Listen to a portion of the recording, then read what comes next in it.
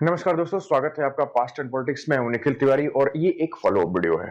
Delhi red fort पर जो terror blast हुआ उसमें कुछ कड़ियां निकल करके सामने आई है, मैं उन्हें डिस्कस करना चाहता हूं। सबसे पहला जो है वो वायरल क्लिप डॉक्टर उमर नबी, जिसकी जो सुसाइड बॉम्ब ब्लास्ट को मार्टायरडम बताने वाली जो वीडियोस वायरल हुई है, ये बता रहा है कि किस हद तक ये ब्रेन वॉश है। देखिए, डॉक्टर एमबीबीएस ऐसा पर्सन होता है जो मेडिकल साइंस का स्टूडेंट है, साइंस का स्टूडेंट है, बिना तर्क बिना रीजन किसी बात को एक्सेप्ट नहीं करता। बट इसके बावजूद इस स्तर का ब्रेन वॉश होना ये दिखा रहा कि इतनी बड़ी समस्या इस समय कश्मीरी यूथ्स या जो अदर रिलीजन के यूथ्स हैं उनके दिमाग में चल रही है। और उसमें सबसे बड़ा टारगेट आता है टेलीग्राम का। देखिए दोस्तों, टेलीग्राम एक कन्विंसिंग नेटवर्क है अदर देन व्हाट्सएप। एक ऑप्शन है जो नॉन यूएस प्लेटफॉर्म है इंडिया में, एक अच्छा प्लेटफॉर्म है। मैं ये कह सकता हूं कि जिनके पास इतना पैसा नहीं है कि वो हर चीज का सब्सक्रिप्शन ले सके, हर चीज की जगह पेमेंट कर सके, वो उससे बहुत मदद पाते हैं।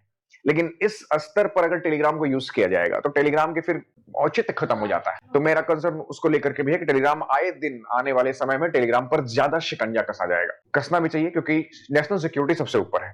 तो पहली चीज तो ये है कि ये वीडियो जो वायरल हुआ है, इसको ध्यान से अगर आप देखेंगे तो पता चलेगा कि पढ़ाई, रुपया, पैसा या फिर किसी तरह का कोई बदले की भावना नहीं थी। ये सिर्फ और सिर्फ एक रिलीजियस बेस्ड जो है मार्टरडम का एक प्रोसेस था, सो कॉल्ड। इसके बाद एक नाम आता है दानिश का, जो दूसरा बंदा एक पकड़ाया है जिसने मना कर दिया कि नहीं, मैं सुसाइड बॉम्बिंग का काम नहीं करूंगा।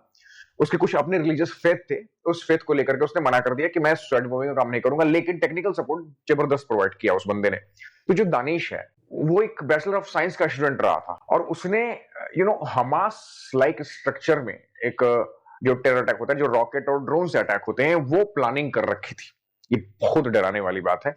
एक्चुअली होता क्या है कि जो कमर्शियल ड्रोन होते हैं वो आप ऑनलाइन प्लेटफॉर्म से ऑनलाइन प्लेटफॉर्म से आप मंगवा सकते हैं। मंगवाने के बाद उसको इस तरह से मॉडिफाई किया कि वो जाए एक भीड़ भाड़ इलाके में गिरे और फटे। तो ये एक तरीका भी इन लोगों ने बना रखा था और इस पर ये प्लान कर चुके थे। अगर आप इसको मिलाएंगे तो ये लगभग हमास लाइक अटैक है। बीच में रिसेंट टाइम कुछ न्यूज आई थी कि हमास से कुछ लीडर्स जो है वो पीओके में आए हैं और वो कश्मीरी जो ये रेडिकलाइजेशन चल रहा है उससे कुछ रिगार्डिंग उन्होंने मीटिंग्स वगैरह की थी।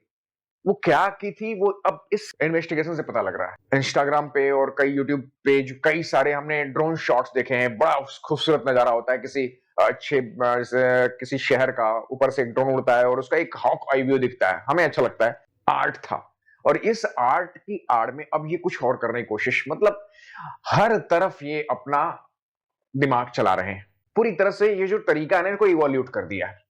इन्वेस्टिगेशन एजेंसियां इन सभी चीजों को ध्यान में रख करके आगे बढ़ रही हैं और उसमें तीसरा जो हमको मिला है वो एक केमिकल पाया गया है शूज में लगा हुआ।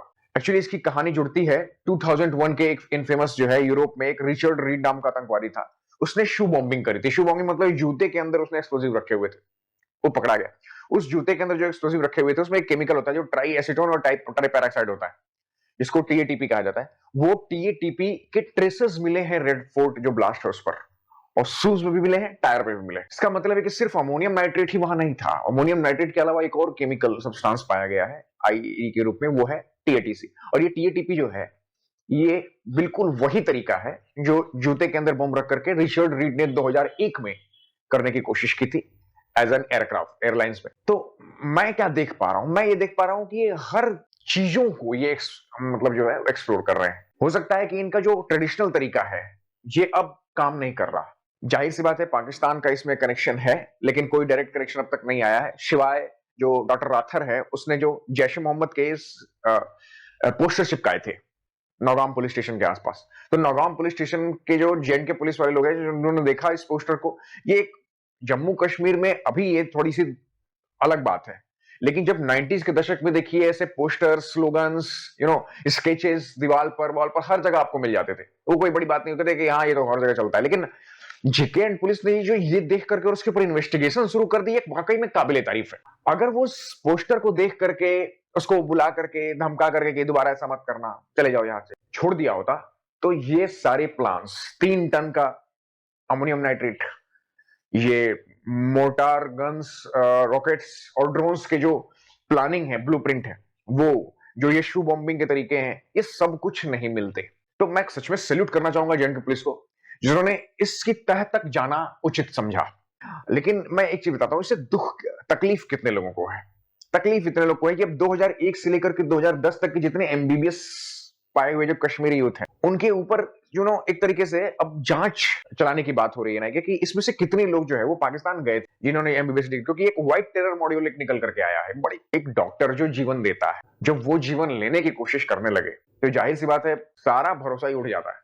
अब आप क्या बोलेंगे क्या नहीं बोलेंगे, इन सारी चीजों को देखते हुए एक चीज बिल्कुल ध्यान में रखनी चाहिए कि आपके आसपास जो कुछ भी हो रहा है, आपके आसपास जो लेन देन हो रहा है, एक्सचेंज हो रहा है, ये बिल्कुल जागरूकता का विषय है। सावधान रहिए, सतर्क रहिए, सुरक्षित रहिए। जय